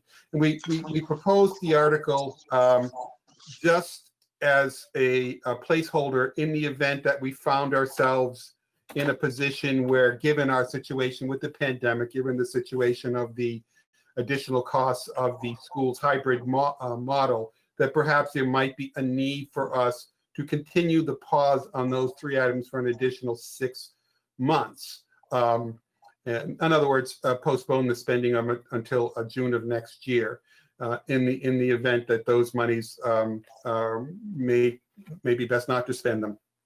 And given our situation with both the local aid, state aid numbers, as well as the hybrid costs from the school. Now, my discussions with Bill Pasco, we went back and forth a little bit, and his suggestion was that that the article or the proposal itself could be revisited or amended if we have a budget article that was broad enough for us to modify or amend at town meeting if necessary. And as a result of that warrant, that particular article is not on the warrant, but rather if we want to take that particular tactic, we would use the broad article for the budget to make such amendments. Now, the idea really was, when I used the word placeholder, I really was speaking more towards being able to have some mechanism necessary or needed or available to us in the event that we needed to go down that path. Given that at the time we were talking about that, we still had a lot of numbers in flux. We still had numbers that we need to generate from the school hybrid costs. We still had a lot of information about the state budget and what will the state aid be to the town. It seems like perhaps a lot of this has come. And then another big factor also was we know that we didn't really have that figure that Tony just mentioned in terms of the free cash that's anticipated for this year. So that's a long-winded way of saying, you know, we still have an opportunity, if necessary, to pursue the positive note spending, but it's probably worth our while, certainly is worth our while, rather, to take a look at the information that Tony has provided. Tony and I had a discussion a couple weeks ago, and out of that discussion, we thought it was a good idea for us to lay out the financial strategy, both for this year, FY21, and also to update our 5-year financial forecast discussion, because these decisions, whether the decisions on the hybrid costs, the decisions on pause items, all these things really are not just decisions that impact FY21, but really do have an impact of our financial forecast, our financial implications beyond FY21. So I'm going to pause here because I know that Alan, you certainly had some input in regards to that as well. And if you have something to add above and beyond what I've stated, please do so. Thanks, Bob. I mean, a couple of things. I mean, I certainly feel better about the numbers than I did before, seeing what we have for free cash and seeing the fact that we're having some positive news coming out of Beacon Hill on our local aid. I think that's very, very important. So I'm not as concerned as I was about some of the numbers that I was previously. Having said that, I'm just curious in your discussions with Chairman Plasko, if he mentioned which article in town meeting, would be broad enough such that if we did want to, request an extension, that we'd be able to do so. Just my quick perusal of those articles that we have, I'm not sure whether that's there. So I'm just curious, which article he was considering that we would be able to use. Unfortunately, I have printed out a variety of paper for this meeting, but I didn't print out the warrant itself. Is there any chance we could put the warrant that the selectmen voted on up on screen?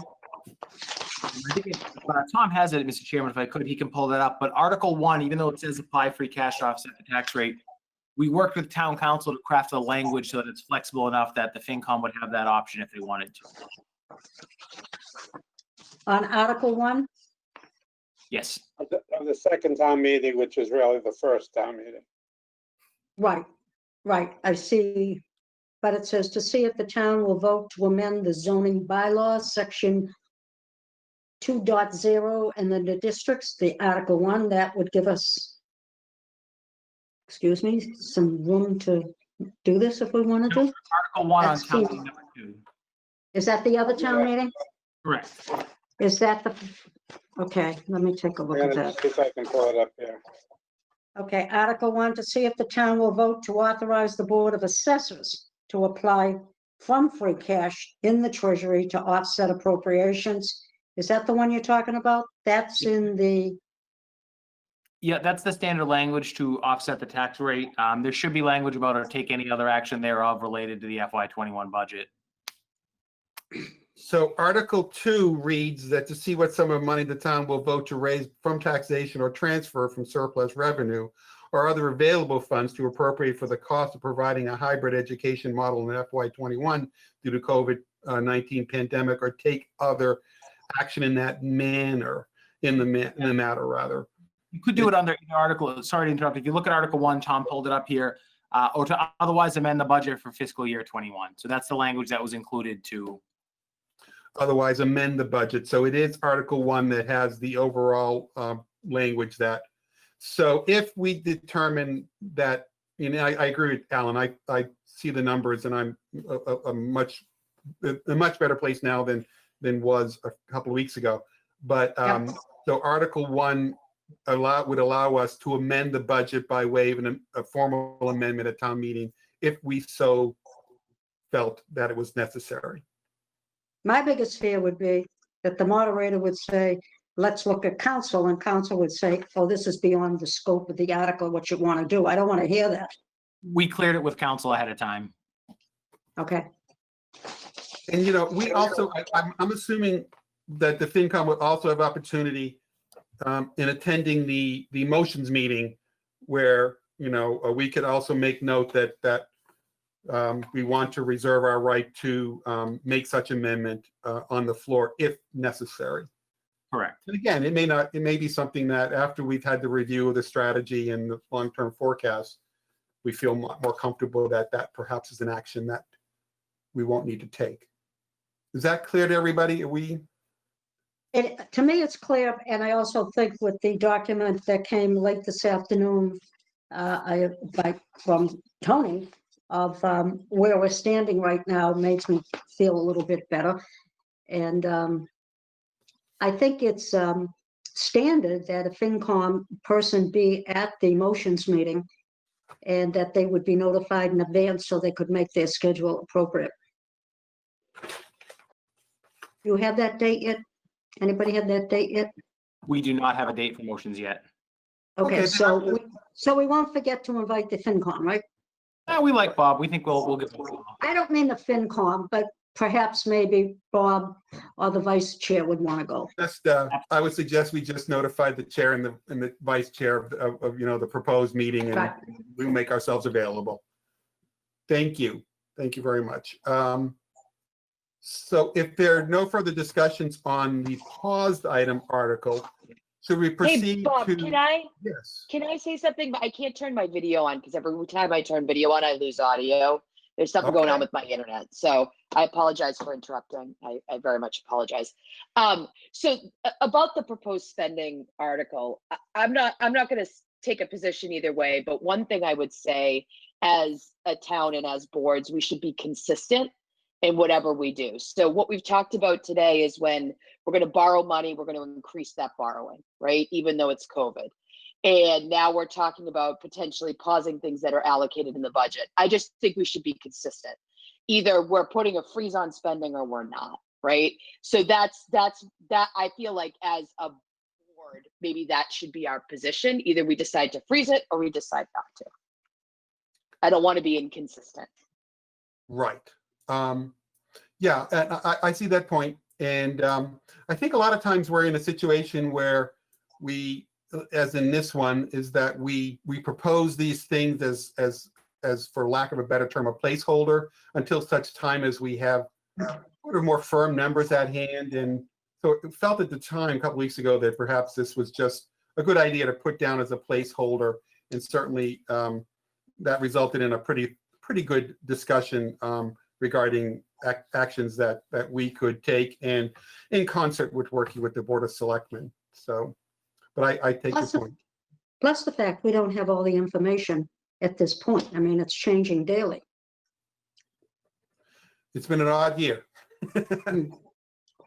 It's been odd. Kelly, did you receive the documents that Tony sent out, I think late this afternoon?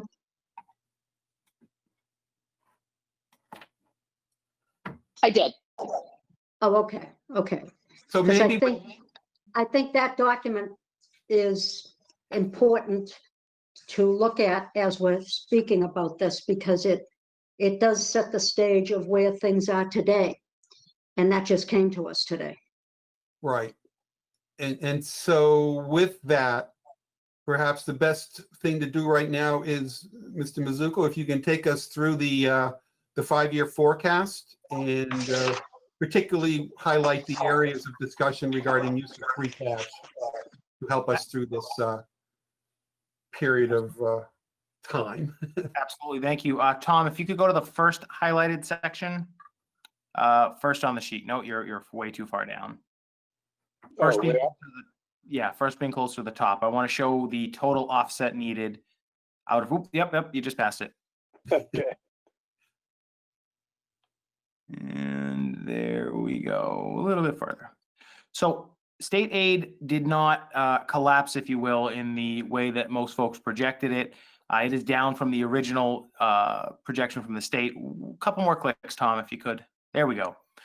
So the numbers you see represented there for projected FY 21, 22, 23, and 24 is the total free cash needed to balance those 4 years. But I want to talk about exactly what's included in that. First of all, that's also included capital. So that's capital in addition to balancing the operating budget, as well as paying for the hybrid model. Now, this also includes, because we were intentionally very conservative in our projections, this includes if we had to pay for that hybrid model in FY22.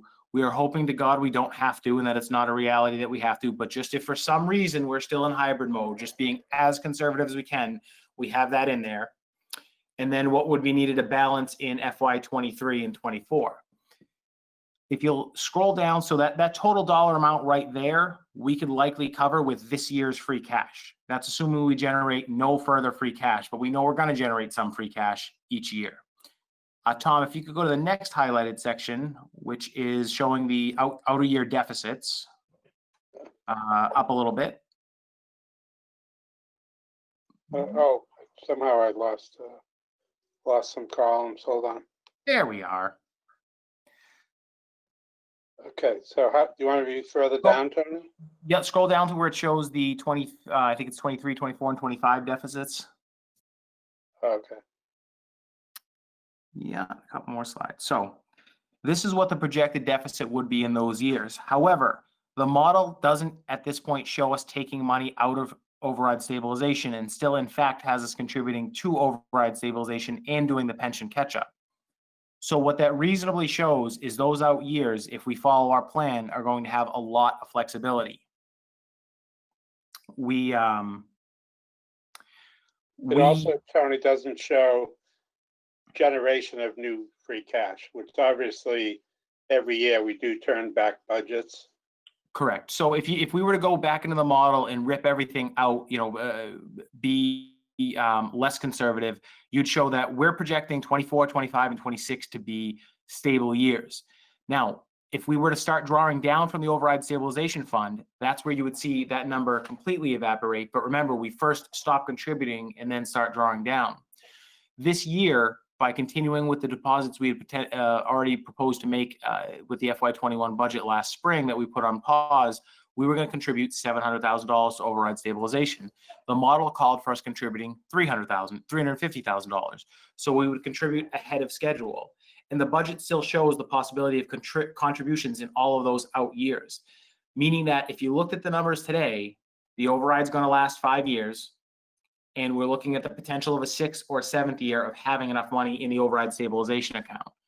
So normally, if we were sitting on $700,000 in free cash, we'd be looking at, okay, how do we make this balance? But given that the state's cut back on projected aid from last year's budget, we think that we can bridge the gap, be back in a good, healthy position in FY25 with still contributing to override stabilization in FY22, which we originally projected not to. And that might change. We may need to see a 3.5% increase. We may see some special ed policy changes that may adjust those out.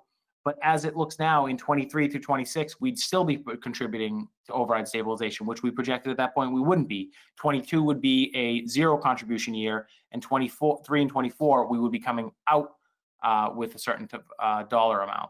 So we're ahead of schedule on the override projections, and the numbers going out over 5 years show that if we make the decisions that we're proposing today, we should have stability through FY26. Now, who knows where the economy is largely going to go, but I think wise financial decisions over the last couple of years, including the override, conservative budgeting, have led us to fiscal stability and being in a really generally good place. That doesn't mean we have all the flexibility in the world to just go do everything we want to do, but really we just want to make sure we're stable, and our numbers are still showing that the second fiscal year, well into the second fiscal year, and starting to plan for the third fiscal year after the override, the numbers have proven out.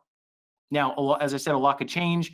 We're projecting a 3% increase in shared costs. Health insurance could go through the roof, and it could be 10%. We're projecting only a 3% cost increase. We know that there's a cap of 3.5%.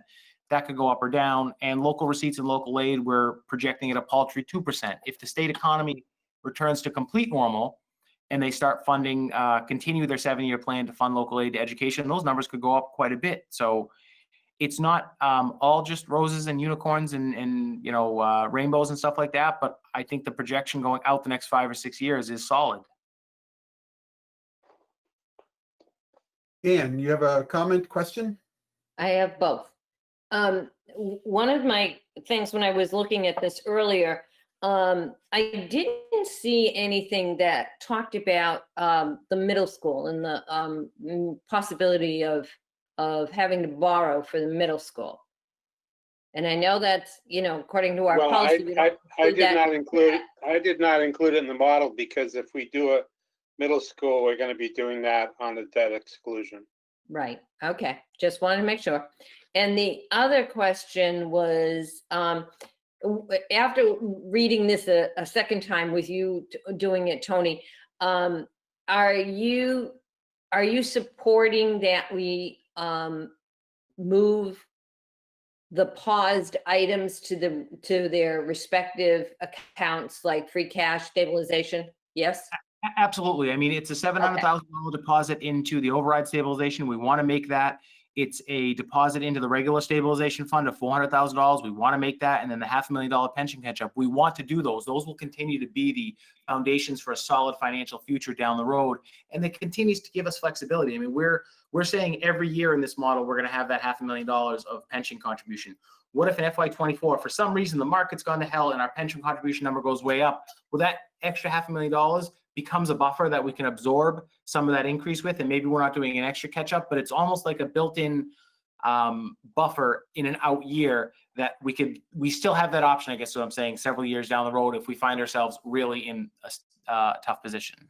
One comment here, Bob. I actually am agree with you. I think that we should remove the paused items from pause and put them into the accounts that they were originally appropriated for. And one of the biggest, besides the fact that, yes, we need to spread out this money and we need to have some more backup for in case we, the economy goes south. But the other thing is that we are going to be doing some considerable amount of borrowing, and we should make sure that our stabilization fund and other funds get the money that we wanted to appropriate it so that we can continue to get good credit rating. Thank you. Other comments? And those are good comments. I mean, certainly on the paused items and extending them, I don't think anyone argued that they were not good items for us to spend. And to your point, yes, the stabilization fund and the pension catch-up in particular are items that we do want to strongly support financially because, yes, those are some, if we have weaknesses in terms of making the case to credit agencies in terms of improving getting the top credit rate, those are two areas of funding that we need to pay attention to in hopes of getting a better rating. Any other questions? Judy? Yeah, I did get this late this afternoon and I was very pleased to get it. And frankly, it looks great on paper, like a lot of our budgets and what we do at home, but it doesn't always work out that way. But you have to have a plan, you have to have goals and objectives, and I think this is really good. And the letter that Tony sent to and where we are today. Tony, I did see, I think it was only a week ago, maybe a week and a half ago, and it was front page news from the governor that said a $5 billion shortfall. How could they close it a week and a half ago and now it's what, 1.3 or 1.5? So there's a couple of things that happened, and this governor announced the final FY21 budget today, which matched the numbers they put out about 6 weeks ago and told us to go ahead and use for state aid. The truth of the matter is, in their budget deficit isn't even as bad as they're making it out to be, because when you look at where their revenues are coming from, the economy took a short-term dip, but largely has recovered. Our excise tax numbers, which are important because they're an indication of vehicle sales, even though sales dipped in the spring, we closed the fiscal year ahead of the prior year. Hotels tax is down and meals tax is down, but the underlying economy is strong. We saw a short-term dip or short-term jump in unemployment, but our unemployment rate in Norwood from July to August went from 16% to 11%. There's never such a shift like that in the market. If you talk to a lot of industries, and there are a lot of certain types of businesses that are suffering, but if you talk to an auto dealer, they will tell you it slowed down for a while in the spring, and then the recovery shot up so high that they cannot keep inventory or supplies in stack. I was meeting with somebody today who sells water and wastewater large industrial equipment. Sales dipped down to around 50% of what they normally did for a while, and this is a Northeast regional company. And then now they're worried that they can't keep up. So the underlying economy was strong enough that that revenue hit just wasn't there.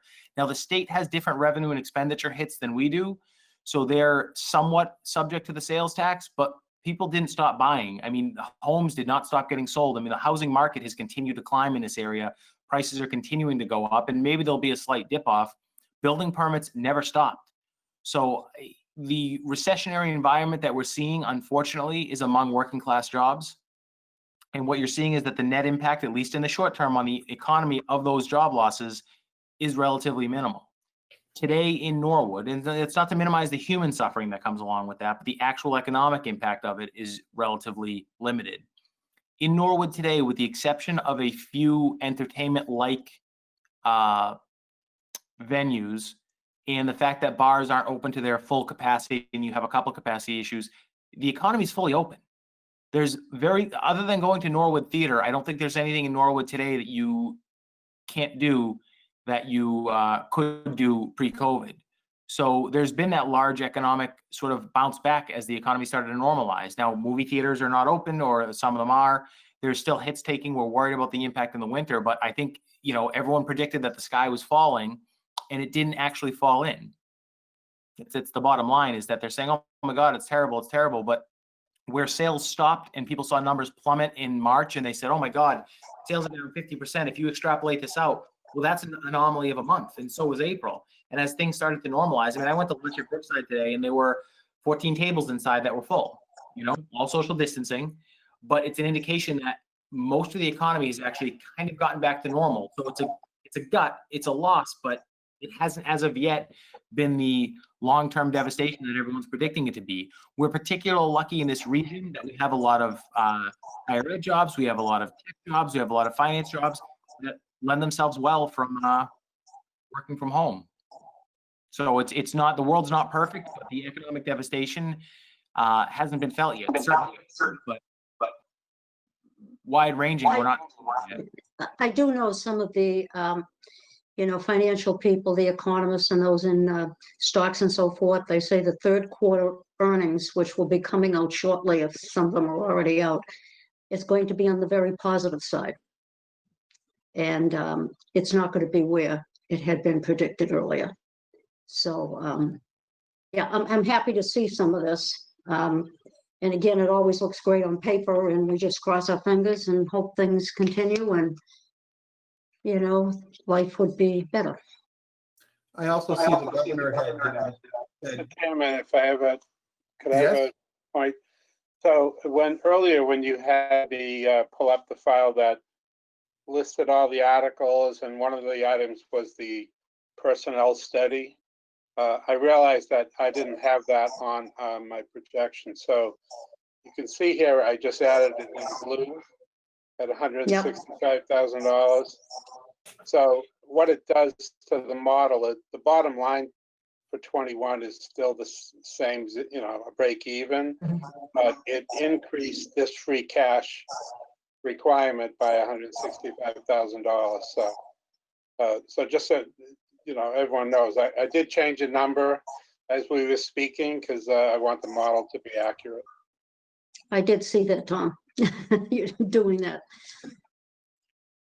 I also just, I did note on the report from today about the governor's budget that he also is including 1.3 billion out of the rainy day fund to help reduce the deficit as well. So I see some hands raised. Ellen, did you have a comment earlier, or Ann?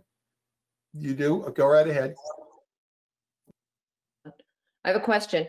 One thing that we haven't discussed, and I quite frankly can't remember where it was left in the spring, Forbes.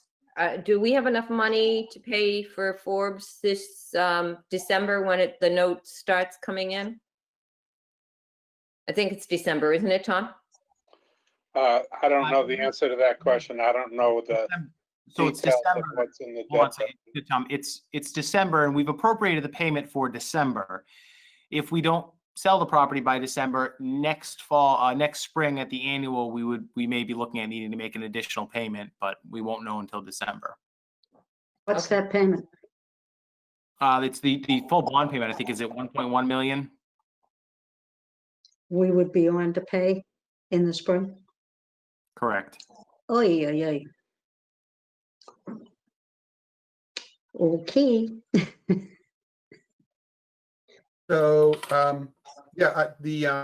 thank you for the analysis in the long-term forecast. I Mhm. think just a couple of observations. I think given the times we're in, we are certainly, I think we as a commission are going to be comfortable with sort of the deviating a little bit from our financial policies, in that, you know, we have generally taken a stand recently of not using free cash for operating budget needs to a whole extent. But I think given our circumstances, this use of free cash, given our potential certification, makes a lot of sense. And you did note, I see, Tony, in your letter to the selectmen that, you know, by policy, any free cash, I think above 5 million would normally go into reserves such as a stabilization fund. But I think it's appropriate, given our situation over the long term, to certainly not adhere too strictly to that particular policy. Are there any other questions, comments? Just if I could on that point, Mr. Chairman, the reason being that it's really 2 years of free cash. Yes. If we spend down free cash to $500,000 or $1 million this coming June, and then in August or September we find out we have $8 million, well, at that point we can look at sure, we should put aside $5 million, put it into the bank. But it's 2 years of free cash that we're looking at. And we may in the spring, when we look at where the spring budget is, because as Judy said, these numbers look good on paper. You never know where you're actually going to be in a couple of months. And once we settle things out, see how much capital we want to pay for cash, do we do more borrowing? We may say, you know, the free cash number is healthy enough that it'd be great to do 800,000 or $1.2 million in a stabilization, and maybe at least get us a couple years ahead of time to where we've paid back the DPW loan, if you will. So that's still definitely an option. It's just now, well, let's wait till the spring. Let's see how the budget looks. Let's see how the election goes and what that impact that has on the economy, and what the state's FY22 budget comes out at, and go from there. But if things still look decent in the spring, I think we would look at wanting to deposit some money into stabilization. Very good. But how close are we to get a certified free cash? Are we still in the process, and we don't have people at the DOR or local services that are working full-time? Our auditors are still checking on numbers. They have not submitted a request yet. But we're close. But we can go ahead and spend free cash on this town meeting, November 12th, because of the exception, because of the, you know, the virus and so forth. So we can spend That it. exception says that we can use the amount of free cash that was available at year end, which was $2 June million. 30th. Yeah. Yeah, Yeah. 2,485,000. So Right. you can see in this analysis what we need, 2,758,000. Right. So we're close enough that we can make it work. And Well, I'm just saying, if for some reason we can't get it certified by the time we balance the budget, we could, you know, reduce some of these costs, Yeah. and then finish the second town meeting, and by that time, the free cash should probably be certified. Right. Gotcha. Any other closing points on the long-term forecast? Seeing none, I think at this point, is it appropriate, commissioners, for us to discuss timing of our next meeting? I'm assuming at that meeting, we'll probably have a need perhaps for formal votes.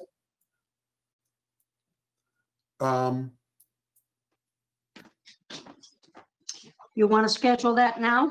I was wondering if the committee felt that we should meet next week or the week after. I'm not sure next week we're going to be in a much different position than we are today. No. So perhaps the following week, which would put us, if we would be if we're looking Week at of the Wednesday, 26th. we have, I know that the commissioners have some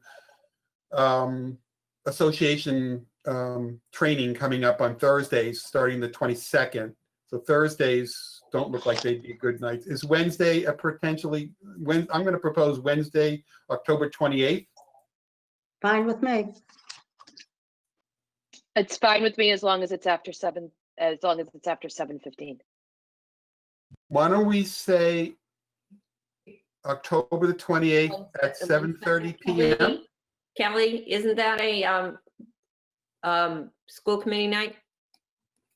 I don't have the school committee actually on my calendar, so if it's a school committee night, that wouldn't work. I think it is. I think they mentioned the 28th. Let me see if I can find the school committee calendar. And the reason we would not need that is they would be coming to talk to us that night? No, we have a member. Yeah, I intend on Kelly's part. committee It's, meeting. It's a conflict. Well, why don't we meet on a Monday, the 26th? The school committee is meeting on the 21st. They're meeting on the 21st, so that's fine. Then it's the 28th is fine.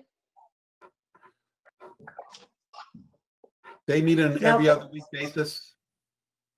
Now, for town meeting, we're gonna need to put something in the mail on the 4th or 5th of November to be in their hands by the 12th.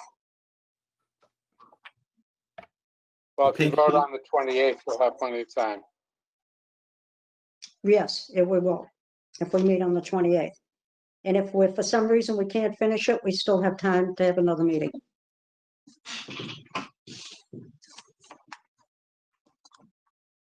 So we are good for planning for the 28th of October at 7:30 p.m. Yep. Good. Okay. And maybe I could ask Molly this, the sessions that we're signed up for, do I assume we will get some kind of a link to participate in those sessions? I don't think there was a link there, was there, Molly? I can't remember the last email. I'll take a look at it though. But Yeah, I think I remember everyone gets seeing an it, individual I remember email. saying it, and I figured it would probably come later. I think it does. Is there any other business for discussion for this evening? Alan? Just thank you, Mr. Chairman. Just to piggyback on what Judy said, one of the sessions that we do have, the training session, is on November 12th, the first night of town meeting. So I was wondering if that meeting, a Zoom meeting would be available, online at some future date, so we could, complete the training session. Something maybe. Oh, that's right, that's right. I'm not sure. I'll look at the last email that they sent out. Thank you, Molly. Okay, thank you. You're welcome. If there's no other business for discussion, then I'll entertain a motion to adjourn. So moved. Second, I'll take a roll call. Alan Slater, Yes. Judy Langone, yes. Kelly Newman, Yes. Ann Haley, Yes. and the chair votes yes as well, 5-0. We are adjourned. Thank you, everyone.